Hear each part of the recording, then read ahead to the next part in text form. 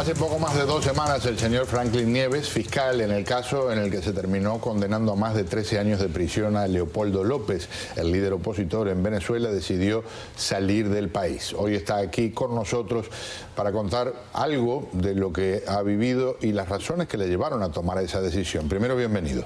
Muchísimas gracias por la invitación, Pedro. Capítulo 1, y esto usted lo ha mencionado en varias ocasiones, no había motivo para encarcelar a Leopoldo López y sentenciarlo a lo que ha sido sentenciado, ¿correcto? Eso es así. Ninguna de las pruebas vinculaban al ciudadano Leopoldo López con los hechos ocurridos el 12 de febrero del año 2014. ¿Desde qué momento le queda claro eso a usted? Desde un principio, cuando me ordenan el director general de actuación procesal trasladarme al SEBIN a los fines de solicitar unas órdenes de aprehensión. El SEBIN es la policía política. La policía política, efectivamente, el Servicio Bolivariano de Inteligencia Nacional. Allí, cuando yo me entrevisto con el director de ese cuerpo policial, me indica que por instrucciones del presidente Nicolás Maduro había que solicitar unas órdenes de aprehensión. Más sin embargo, yo le solicité el soporte para requerir esa orden de aprehensión y me manifestó que ellos no tenían ningún tipo de investigación iniciada con ocasión a esos hechos. ¿Sigue siendo el mismo el director del SEBIN? No, ya cambió. Posteriormente, 8 días, fue destituido de su cargo. ¿Quién era el que habló con usted? El general Manuel Bernal. Cuando le dicen eso a usted, una persona que ha hecho carrera en el mundo de defender las leyes, así es. ¿Qué pensó, qué sintió? Era una incomodidad y una instrucción girada de manera, si se quiere, arbitraria, porque no teniendo ni siquiera un solo elemento de prueba a los fines de solicitar esa orden de aprehensión, mi incomodidad fue que inmediatamente yo llamé a mi director general, al doctor Joel Espinosa, y le manifesté esa situación de que los funcionarios del SEBIN no contaban con ningún tipo de elemento para vincular a este ciudadano. ¿Qué le dijo él? Que los ayudara, que yo sabía hacer mi trabajo y que los ayudara en ese sentido a los fines de procurar la orden de aprehensión. O sea, en la práctica le dice, acepte que por más que sea mentira lo que está pasando, vamos a desarrollarlo. Sí.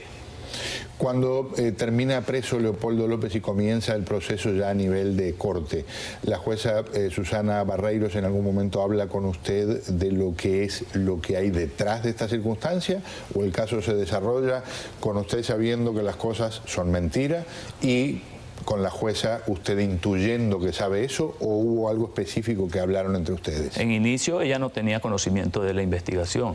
Recuerde que en el proceso penal hay 3 etapas. La fase preparatoria, que es la investigación, esos 45 días era un juez de control, una juez de control en ese momento. Allí ya las instrucciones estaban giradas porque incluso el mismo director general de actuación procesal me envía un mensaje de texto donde me da la información de la juez que iba a conocer el caso, el nombre del tribunal y el número de teléfono de ella. Yo inmediatamente la llamo y ella me responde que me iba a esperar hasta a cualquier momento de ese día para que yo consignara la orden de aprehensión. ¿Identidad de esa persona? Es la doctora Rakleni Tobar. Y ella tenía claramente también que esto era un proceso estrictamente político y no legal. Claro, o por lo menos que era ilegal lo que estaba ocurriendo en términos de desarrollar justicia. Hasta ese momento en que yo le entrego esa orden de aprehensión, ella no tenía conocimiento de cuáles eran los hechos. O sea que a partir de ese momento es que tiene la oportunidad, teóricamente, de empaparse. Se entera porque ya yo le entrego en el físico de la solicitud y la digital también para que fuera más rápida la orden de aprehensión, pues. Usted decide salir de Venezuela. En algún momento, usted me lo dirá, concreta esa salida el 19 de octubre, pero ya la situación de Leopoldo López estaba liquidada. Ya había sido procesado, sentenciado, y esta no es una sentencia leve, estamos hablando de casi 14 años de prisión. Pienso en un cirujano al que le diga una dictadura, tiene que operar a esta persona, y la operación es de mayor volumen, abrirle el pecho, trabajar de repente en las arterias, y el médico sabe que la persona está sana. Ellos hacen un juramento para proteger la salud de las personas. Usted en algún momento se comprometió a hacer las cosas para que haya justicia. Sí. ¿Por qué esperó tanto? ¿Por qué no hizo lo que hizo ahora durante el proceso? Ya en un primer momento, como le dije el 12 de febrero, yo le manifesté a mi director de que las cosas estaban funcionando mal. Ajá. No estaban cuidando las formas allí en ese momento. Si yo no cumplía esa instrucción allí, lo más probable, porque ya me había manifestado el mismo director del SEBIN, de la Policía Política, de que uno de sus funcionarios había matado al estudiante Basil Acosta. O sea, ya yo tenía esa información. Si yo me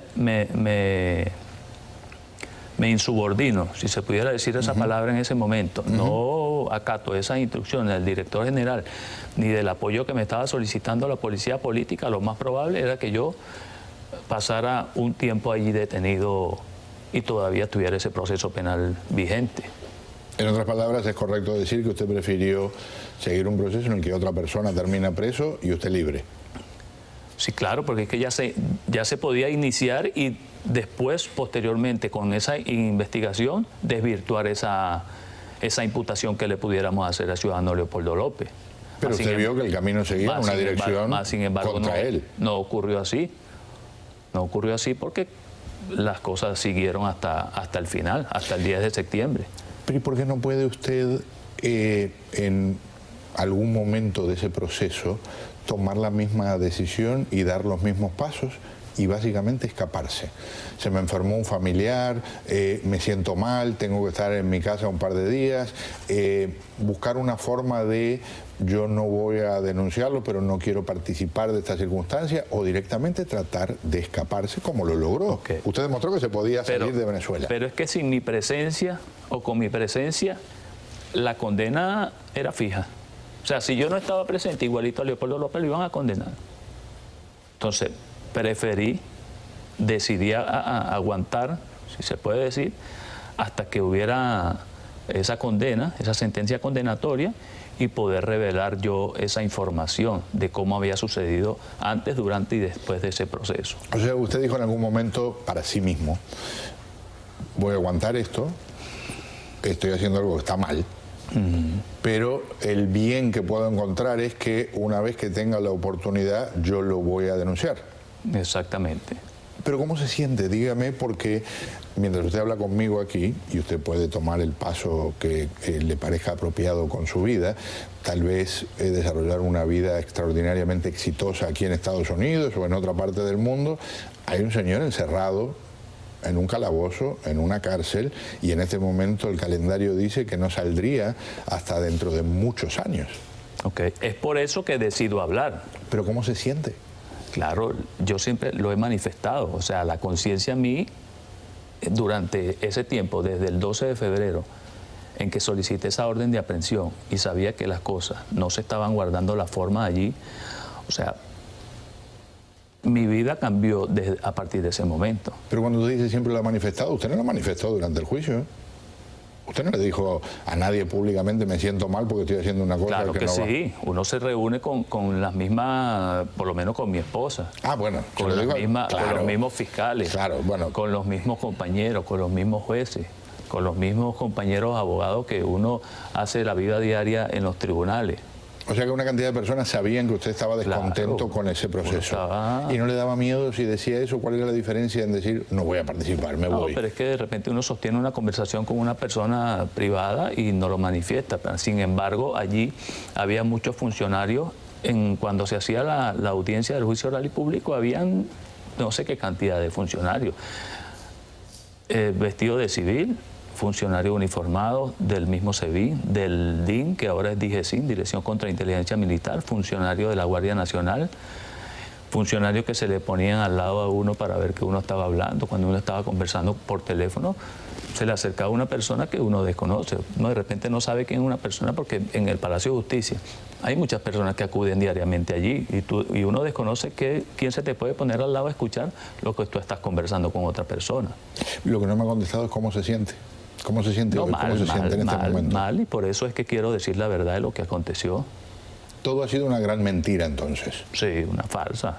Allí, como las pruebas se forman en el juicio oral y público muchos funcionarios que declararon de seguridad del Ministerio Público, del mismo Ministerio Público, fueron obligados a declarar falsamente.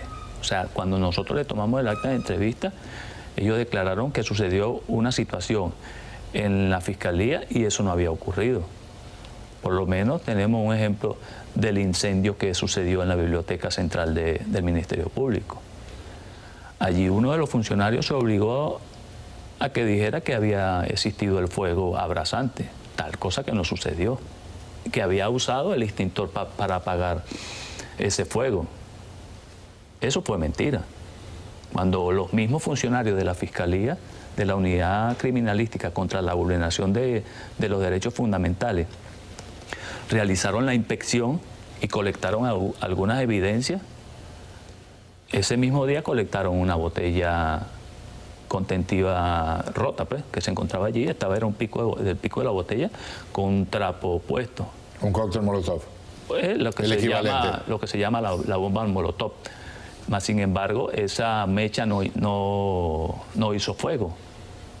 Entonces, ¿cómo es que nosotros colocamos, o sea, por instrucciones del director de delitos comunes, de que sí hubo fuego, cuando la propia experticia dice que no hubo fuego? Una cosa es que hubo sustancia acelerante y otra cosa es que hubo el fuego abrasante que nosotros colocamos en la acusación. Claro. Entonces, allí tampoco, cuando se hace la inspección y se colectan las evidencias que le hice referencia anteriormente, se dijo que uno de los funcionarios usó el extintor para apagar ese fuego abrasante. Mas, sin embargo, cuando los mismos funcionarios de nosotros, de la Fiscalía, hacen la inspección y la colección de la evidencia y dejan reflejado a través de fijación fotográfica, no aparece polvo blanco por ningún lado. Un extintor invisible. Entonces, eso es lo que yo estoy denunciando. ¿Tiene información vinculada a casos en los que haya habido muertes, circunstancias en las que, por ejemplo, se atribuyó a que la misma oposición mató a algunas de las personas que existen testimonios fueron baleadas por empleados del gobierno? No entendí allí. Hubo muertes a lo largo de este proceso y en algunos casos el gobierno, hasta el mismo titular del régimen, Nicolás Maduro, dijo: estos fueron la ultraderecha, ellos mismos mataron a fulano, ellos tenían sus francotiradores, y en algunos casos han aparecido hasta videos de circunstancias en las que se veía que eran gente, por ejemplo, de los colectivos, sí, de personas que están directamente vinculadas al gobierno y en algunos casos hasta con las armas y los disparos. Bueno, es que en su mayoría ahí se alega que hubo 43 muertes en relación con esas manifestaciones desde el 12 de febrero hasta junio del año pasado. Mas, sin embargo, todos los asesinatos ocurridos, o en su mayoría, que han sido individualizados, fueron ocasionados por funcionarios policiales, por guardias nacionales, es decir, por gente vinculada al mismo gobierno. En ningún momento se ha podido demostrar de que efectivamente Leopoldo López realizó o incitó a alguna persona a cometer un homicidio. Le pido por aunado al hecho de que cómo va a ser un llamado a continuar esas manifestaciones si a partir del 18 de febrero él está detenido. O sea, ¿con qué se comunicó el ciudadano Leopoldo López para incitar a la violencia? Le pido por un instante que piense que el lente de esta cámara aquí es alguien de la familia de Leopoldo López. Porque yo le voy a hacer escuchar algo que dice la madre de Leopoldo López respecto a usted. ¿Qué le querría decir? Yo, bueno, desde que me vine para acá, para los Estados Unidos, que llegué el día 20 de octubre, le he pedido perdón, ¿verdad?, al ciudadano Leopoldo Gil, al papá de Leopoldo, a la señora Antonieta, a la misma Lilian Tintori, a los hijos de Leopoldo, a todos sus hermanos. Bueno, y reitero ese perdón que le he solicitado, e incluso ella en una de las entrevistas que me efectuaron públicamente dijo que me perdonaba, bueno, que yo había actuado de esa manera, mas sin embargo el perdón surtía su efecto en ella y en el ciudadano Leopoldo López. Y reitero esa ese perdón que siempre le solicitaba a toda la familia de Leopoldo López. ¿Ha tenido oportunidad de escucharla, por ejemplo, a la madre de Leopoldo hablando del tema, dirigiéndose a usted? Sí, he seguido por las redes sociales y por... Ya, pero leyendo o algo por el estilo. Nosotros conversamos con ella y le dijimos si quería decir algo sobre esta situación, y ella, que está en este momento en Colombia participando de un seminario, dijo esto vinculado precisamente al perdón. Yo, Antonieta, la madre de Leopoldo, Leopoldo López, mi esposo, Lilian, mi nuera, nosotros perdonamos a Franklin Nieves, ya que el odio, el rencor y la división son los sentimientos que este régimen nos ha inculcado en estos últimos años. Y nosotros necesitamos, para reconstruir el país, necesitamos la reconciliación, necesitamos la compasión y el perdón. Estos son valores que debemos promover desde lo más profundo de nuestros corazones. Y te digo, para terminar, el perdón es un ejercicio espiritual. Yo soy católica practicante, y la justicia es el valor que sustenta la paz. Perdonémonos nosotros los venezolanos, los unos a los otros. Construyamos un país, tenemos que reconciliarnos. Eso es lo que nos toca y eso es lo que yo siento en este momento. ¿Qué siente? No, me da nostalgia porque de verdad, o sea, a partir de ese 12 de febrero ellos han sacrificado toda esa libertad de cuanto realizaban en su vida cotidiana. Y a partir de ese momento en que es puesto, primero cuando se le solicita la orden de aprehensión a Leopoldo López, porque ahí ya tuvieron que comenzar a buscar estrategias para ver en qué oportunidad podía ponerse a disposición al ciudadano Leopoldo López. Y es por eso que ya ha pasado 1 año y 6 meses desde esa oportunidad y todavía no ha cambiado esa situación en la familia. Claro que sí, porque la angustia persiste. O sea, a pesar de que yo estoy diciendo esta situación, no ha variado esa circunstancia en esa familia. Claro. Una más, porque tengo entendido que usted en algún momento en esa corte le hace saber a Leopoldo López parte de lo que usted siente. ¿Me puede describir ese momento? Bueno, a veces uno en un juicio o en una investigación igualmente, hay un vínculo estrecho, porque de repente uno cuando actúa objetivamente siempre se conecta con el acusado o con los acusados. No necesariamente debió haber sido Leopoldo López, pero estamos hablando de este caso. Me hace la pregunta de ese caso. Y siempre conversábamos. Él me preguntaba, oye Franklin, ¿qué crees tú que puede suceder aquí? Y yo le manifestaba, Leopoldo, te van a condenar. Tu condena está escrita. O sea, no hay posibilidad. Oye, pero Franklin, o sea, no es nada oculto. A ti te tienen miedo por tu liderazgo. O sea, ¿cuál es la manera más fácil de sacarte del juego político? Enjuiciándote, condenándote e inhabilitándote para que tú no te puedas postular a algún cargo político. ¿Y cómo podía decirle esto en la corte? ¿O había momentos aparte en que era una cosa privada? Había partes más privadas. Cuando nos daban un receso, por lo menos para almorzar, ya se alejaban muchos funcionarios, todo eso quedaba casi vacío. Ya. O sea, que era posible para usted decir eso, claro, sin correr el riesgo de que me detectaran. Pues. Ya. Señor, gracias por estar aquí. No, estamos a la orden. Vamos a un paréntesis y seguimos en esta edición de A Fondo.